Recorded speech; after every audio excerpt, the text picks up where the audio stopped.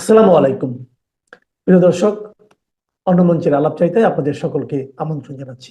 সম্মানিত দর্শক, পুলিশ এখনো জানে না হাদি হত্যার প্রধান সন্দেহভাজন আসামি ফয়সাল করিম মাসুদ এবং তার সহযোগী আলমগীর শেখ দেশেই আছে নাকি দেশের বাইরে চলে গেছে।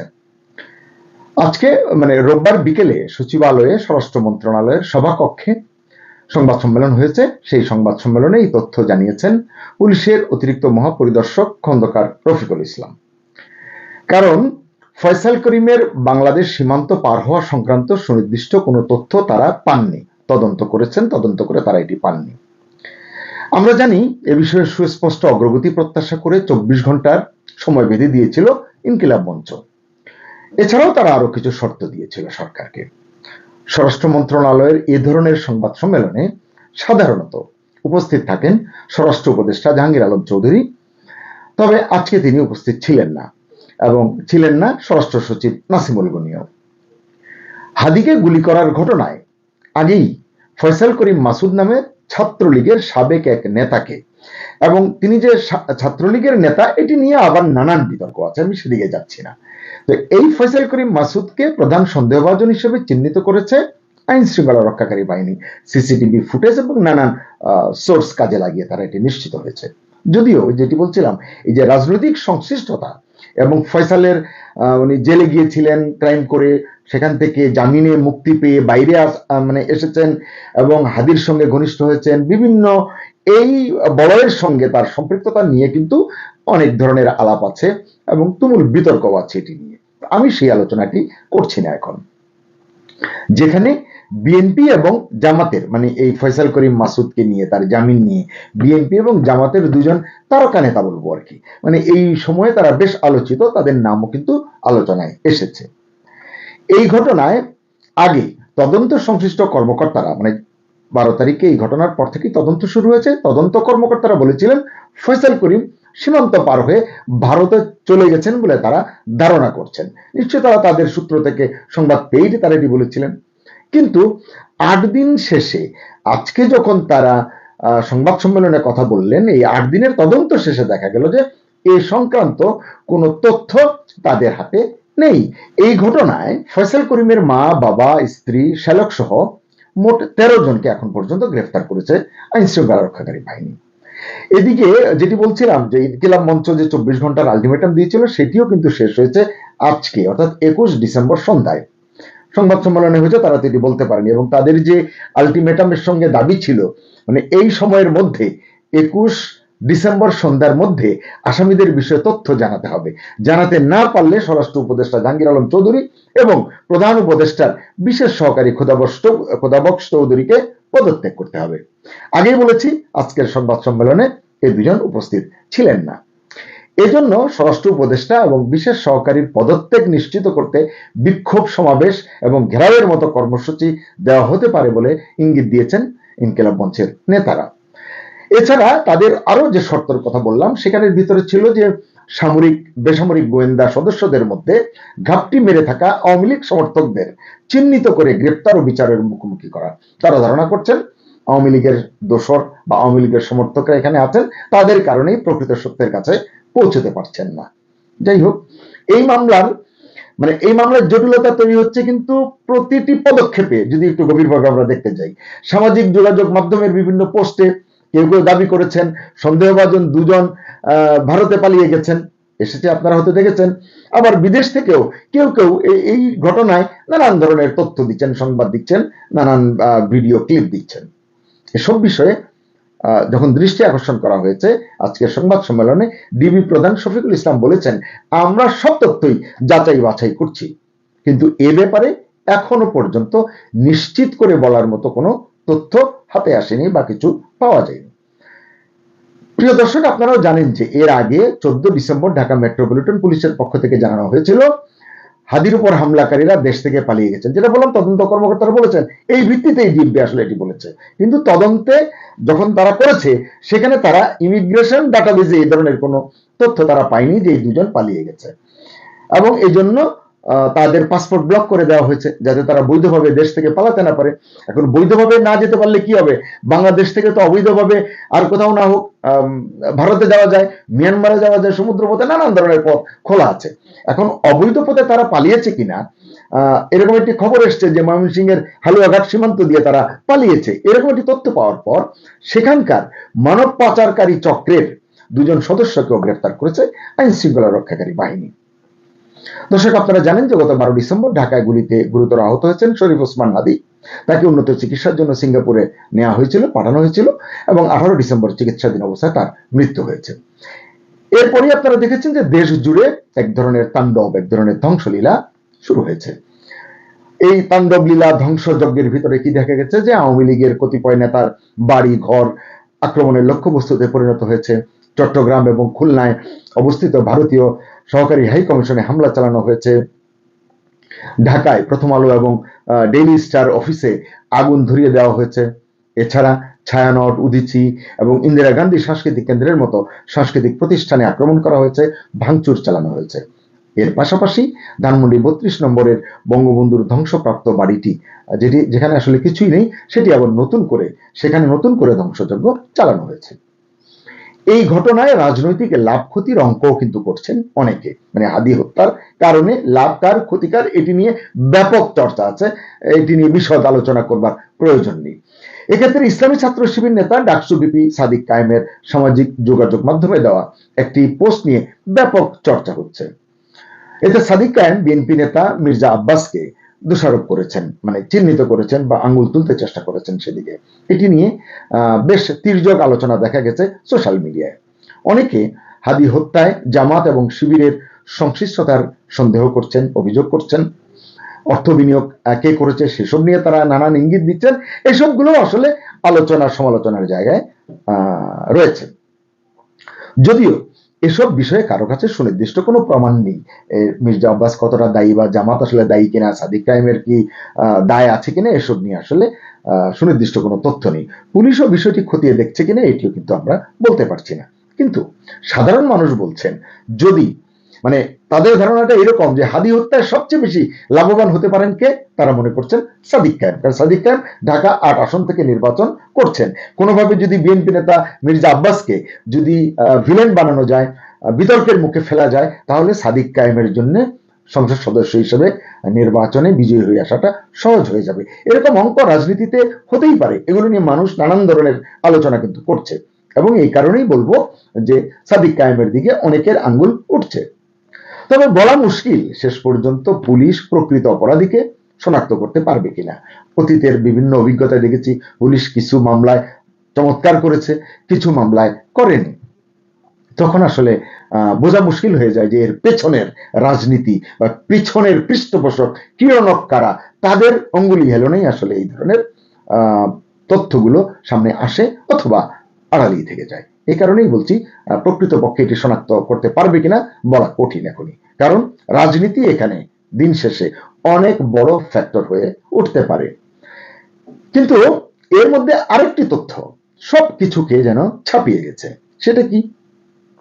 সেটা হলো 20 ডিসেম্বর শরীফ ওসমান হাদির জানাজার পর অনেকেই তো কথা বলেছেন, বক্তৃতা করেছেন, বিভিন্ন সংবাদ মাধ্যমে বাইট দিয়েছেন, কথা বলেছেন, তাদের প্রতিক্রিয়া ব্যক্ত করেছেন।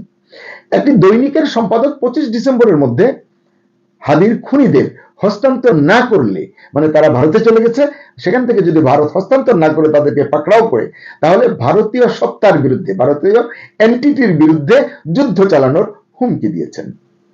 প্রশ্ন হলো, 8 দিনের তদন্ত শেষে পুলিশ যেখানে এখনো বলতে পারছে না সন্দেহভাজন খুনিরা কোথায় আছে, দেশে না ভারতে না মিয়ানমারে না দুবাই না ব্যাংকক না সিঙ্গাপুর, বলতে পারছে না কোথায় তারা গেছে।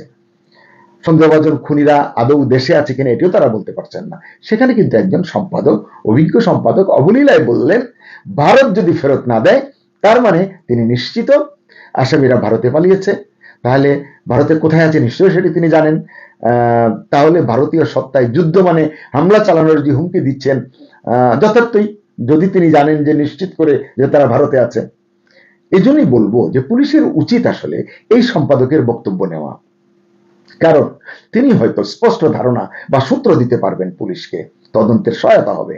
তখন বোঝা যাবে, মানে দুধ কা দুধ পানি কা পানি বলি না আমরা, তখন বোঝা যাবে যে পুলিশ এই তদন্ত অন্য খাতে নিতে চাইছে কিনা, অথবা ওই সম্পাদক মনগড়া কোনো তথ্য দিয়ে পুলিশ এবং জনগণকে বিভ্রান্ত করছেন কিনা, প্রকৃত সত্য আড়াল করবার চেষ্টা করছেন কিনা, সেটিও আসবে। এবং আমি মনে করি তিনি তার জায়গায় সৎ সাহসের সঙ্গে এই সহযোগিতা পুলিশকে করা উচিত। প্রকৃত খুনিকে পুলিশ গ্রেপ্তার করুক এবং শাস্তির ব্যবস্থা করুক, দেশের সব মানুষই এটা চান। ফাঁকা আওয়াজ দিয়ে কেউই যেন হাদির হত্যাকারীদের বাঁচার পথ করে না দেন, এটি আমরা প্রত্যাশা করি। আর স্বরাষ্ট্র উপদেষ্টা এবং প্রধান উপদেষ্টার বিশেষ সহকারী খোদা বক্স চৌধুরী, তারা যে সংবাদ সম্মেলন এড়িয়ে যে খারাপ উদাহরণ সৃষ্টি করলেন, এটা কতটা গ্রহণযোগ্য হয়েছে বলে আপনারা মনে করেন? কি হাদির কথা কি আর শুনতে মন চায়? চাইবে না, কারণ 2 দিন হয়ে গেছে না হাদির মৃত্যুর। আমরা এখন নতুন কোনো মৃত্যুর অপেক্ষা করছি, আমরা নতুন রক্ত দেখার অপেক্ষা করছি, আমরা নতুন কোনো সংকটের অপেক্ষা করছি। আমাদের আর পুরাতন হাদির মতো, হাদির চেয়েও বড় বড় কোনো মৃত্যু আমাদেরকে আর আমাদের প্রত্যাশিত জায়গায় নিতে পারবে না, কারণ আমরা অভ্যস্ত হয়ে গেছি। আমি কেন কথাগুলি বলছি, দেখুন, হাদির কবর দেওয়ার পর আমরা যে যার মতো করে চলে এসেছি, কিন্তু হাদির মৃত্যুর পেছনে বা মৃত্যুর যে রহস্য, এটা কতটা গভীর, এবং এটি উদ্ঘাটনের জন্য সরকারের পক্ষ থেকে অথবা আমাদের রাজনৈতিক দলগুলোর পক্ষ থেকে তেমন কোনো আশ্বস্ত বা আশ্বাসযোগ্য কোনো ধরনের বক্তব্য পেয়েছেন পর্যন্ত, যে হাদির হত্যাকাণ্ডের পেছনে যা হয়েছে তা থেকে আমরা আমাদের রাজনৈতিক পথ পরিবর্তনের জন্য কোনো ইঙ্গিত কেউ দিয়েছে? কেউ দেয়নি। বিপদ, আমরা এতটা অভাগা একটা জাতি, অভাগা রাজনৈতিক কালচার আমাদের, যে আমরা এককভাবে সবাই মরতে পারি, কিন্তু সম্মিলিতভাবে দাঁড়িয়ে সবার মৃত্যুকে ঠেকানোর জন্য আমরা দাঁড়াতে পারি না।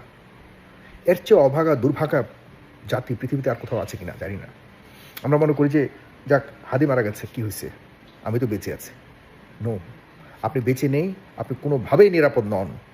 আমি আপনাকে বলছি, যে দেখছেন আমার ভিডিওটি, আপনাকেও আমি বলছি, আপনি নিরাপদ নন।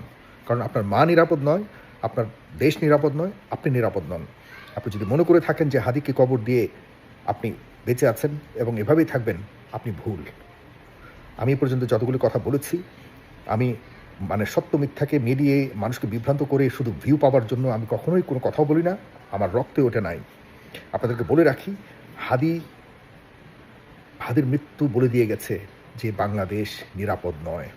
হাদি বেঁচে থাকার কারণে বলেছে বহুবার, হাদি মৃত্যুর মাধ্যমে হাদি প্রমাণ দিয়ে গেছে যে বাংলাদেশ নিরাপদ নয়।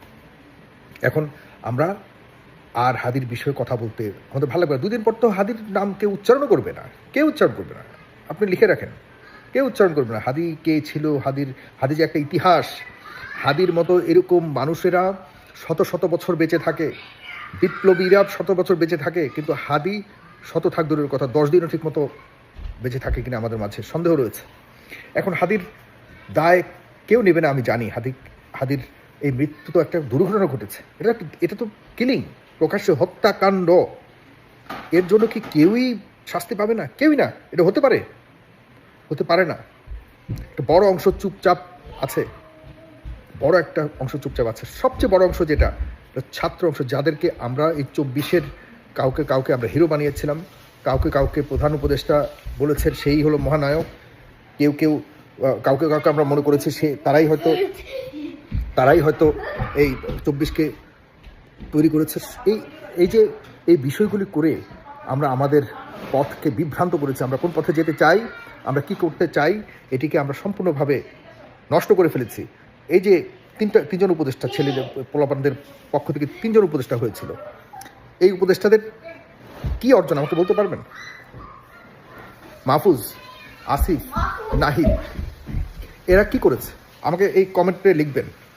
কমেন্টে আপনারা লিখবেন যে এই 3জন ছাত্র উপদেষ্টাকে কেন তৎকালীন সময়ে রাতের অন্ধকারে যে সিন্ডিকেট সরকার গঠন করা হয়েছিল, সেই সিন্ডিকেশনের মধ্যে এই 3টা ছেলেকে কেন দেওয়া হয়েছিল, আপনারা লিখবেন। এবং তাদের পদত্যাগ কেন করা হয়েছে, কি উদ্দেশ্যে, এবং তাদেরকে দেওয়ার যে উদ্দেশ্য, তার ফলাফল এই জাতি কী পেয়েছে। 24-এর পক্ষের যে আন্দোলনকারীরা, লাখ লাখ আন্দোলনকারী, যারা জীবনের বিনিময়ে, যাদের সন্তানদের বিনিময়ে, যাদেরকে দেখা যাচ্ছে যে পয়েন্ট ব্ল্যাঙ্ক বন্দুক তাক করে তাদেরকে গুলি করে হত্যা করেছে, সেসব স্মৃতি কি ভুলে গেছি আমরা? সেসব স্মৃতি কি ভুলে গেছি যে হেলিকপ্টার থেকে গুলি করে ঘরের ভিতরে নিষ্পাপ শিশুকে হত্যা করা হয়েছে, যেই শিশুর জীবনের বিনিময়ে এই ছেলেগুলি মন্ত্রিত্বের চেয়ারে বসছে? তারা কি করেছে? আমাকে জাস্ট দুটি পয়েন্ট আপনারা দিবেন, দুটা পয়েন্ট। এই তিনটা ছেলের কাছ থেকে আমরা কি কয়েকজন উপদেষ্টা এখনো পর্যন্ত রয়ে গেছে, বলা হচ্ছে যে এই বিপ্লবীদের পক্ষ থেকে তাদেরকে দেওয়া হয়েছে।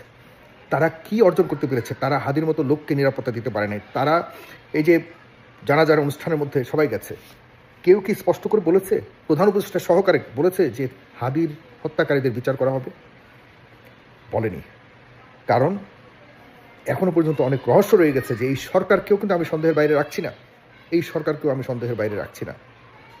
প্লিজ সবাই বুঝবার চেষ্টা করবেন। এ নিয়ে আরও গবেষণা চলছে, বিশ্লেষণ চলছে, অবশ্যই এসব নিয়ে কথা বলবো। আপনারা যদি পাশে থাকেন অনেক কিছু বের করব। আপনাদের সহযোগিতা দরকার, কারণ আপনাদের সহযোগিতা নিয়েই এই সরকার রাতের রাধাকারের সিন্ডিকেট সরকার করেছে। আর এই সিন্ডিকেট সরকার এখনও পর্যন্ত তাদের সিন্ডিকেশনের বাইরে কোনো কিছু করছে না, কোনো কিছু। আমাদের এই যে কথাগুলি বলি আমরা বিভিন্ন জায়গাতে বলি যে অমুকরে এটা করেন, তমুক জিনিস ঠিক করেন, এই ডিপার্টমেন্ট ঠিক করেন, তারা কোনো কথা শোনে না। তারা বলে কি জানেন? বলতে দাও, আমরা আমাদের কাজ করে যাই। আর হাদির মতো মানুষের জীবন যায়। একদম বেহায়াপনা। শেখ হাসিনার আমল আপনারা বললেন না শেখ হাসিনা কেমন, আমরা শেখ হাসিনা দেশ থেকে তাড়িয়েছি। শেখ হাসিনা আমরা ঠিক একই অবস্থা শেখ হাসিনা বলতো যে কে কি বলুক আমার কিছু যায় আসে না, আমার পাওয়ার চাই। একদম স্পষ্টভাবে শেখ হাসিনা বলতো। মানে শেখ হাসিনার সময় যে এত কিছু হচ্ছিল, শেখ হাসিনা কোনো কিছুকে তোয়াক্কা করেনি। ঠিক সেমভাবে এই ক্যাবিনেটে যারা আছে, আমি লিখে দিতে পারবো, এরা প্রধান উপদেষ্টাকে বলছে স্যার আপনি আপনার মতো করে কাজ করেন, কে কি বললে এগুলি শোনার দরকার নেই, আমরা আমাদের মতো করে দেশ পরিচালনা করতেছি, সামনে ষড়যন্ত্র করে যদি পারি এক্সটেনশন করব, না হলে করবো। এত সহজ না। সিন্ডিকেট গন পাছায় বাঁশ ঢুকবে, আলো যদি পাছায় বাঁশ ঢুকবে, বাঁশ রেডি করা আছে, আপনারা খালি নামবেন আর বাঁশ ঢুকবে। এখন যে তিনটা ছেলে মন্ত্রী ছিল, আমাকে আপনারা এখানে লিখবেন। আমি অনেকেই বলে যে ভাই আমরা বসাইছি, আমি বসাইছি, এই সেই। ভাই আমাদের এদের বসাইছি আর এরা মানে অন্যায় করবে আর আমরা তাহলে তো আর সেই আওয়ামী ফ্যাসিস্ট আমল আর এখন আমলে কি পার্থক্য রইল? আমরা এখন কেউ যদি এগুলি করে, সে আগের মতো কোনো কিছু করে, অবশ্যই আমরা সেটার প্রতিবাদ করব, প্রতিশোধ নিব, এটা জবাবদিহিতা নেব। এর মানেই হলো পরিবর্তন।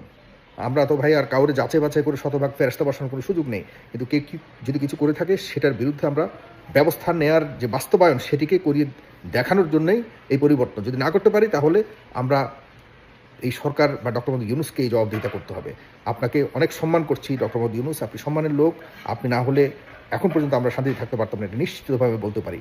বাট আপনি যা করছেন নিচে দিয়ে অন্যরা গোড়া কেটে আমাদেরকে এর চেয়ে বেশি বিপদে ফেলছে, যে কারণে হাদির মতো ছেলে জীবন দিতে হয়েছে। এখনও পর্যন্ত আপনার আইনশৃঙ্খলা রক্ষাকারী বাহিনীর কোনো ধরনের ঠিকঠাক হয়নি। এগুলির শীর্ষে যারা রয়েছে এরাও অপদার্থ, এদের কোনো ধরনের মানে ভালো শক্ত ভূমিকা আমাদেরকে এখন পর্যন্ত উদাহরণ দিতে পারেনি যে এরা পেরেছে, এরা পারবে। সামনে নির্বাচন নিয়ে বড় ধরনের খেলা হবে। এগুলিকে আসলে আমরা আরও স্পষ্ট হতে চাই যে এগুলি নিরাপদভাবে কি আসলে নির্বাচন অনুষ্ঠান হবে কি না, কারণ আমরা সন্দিহান একজন হাদিকে, বিপ্লবী হাদিকে বাঁচাতে পারেন না আপনারা। সুতরাং এই সরকারের উচিত, ডক্টর মোহাম্মদ ইউনূসের উচিত, আপনাকে কিন্তু মানুষ ম্যান্ডেট দিয়েছে, আপনার এই যে ক্যাবিনেটের এসব অযোগ্য আউল ফাউল কিছু আছে এদেরকে কিন্তু দেয়নি।